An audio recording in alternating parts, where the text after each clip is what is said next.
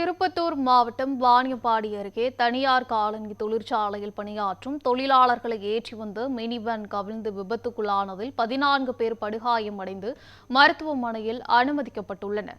ஷாலிமர் என்ற தனியார் காலனி தொழிற்சாலையில் பணிபுரியும் 12 பெண் தொழிலாளர்கள் பணி முடிந்து தொழிற்சாலைக்கு சொந்தமான மினி வேனில் வாணியம்பாடி நோக்கி சென்று கொண்டிருந்தனர். அப்போது வளையாம்பட்டு சென்னை பெங்களூரு தேசிய நெடுஞ்சாலையில் முன்னால் சென்ற இருசக்கர வாகனம் மீது மோதி மினி வேன் கவிழ்ந்து விபத்துக்குள்ளானது. இதில் இருசக்கர வாகனத்தில் சென்ற அஜித்குமார், இவரது மனைவி லாவண்யா மற்றும் மினி வேனில் பயணம் செய்த தொழிலாளர்கள் என 14 பேர் படுகாயமடைந்தனர்.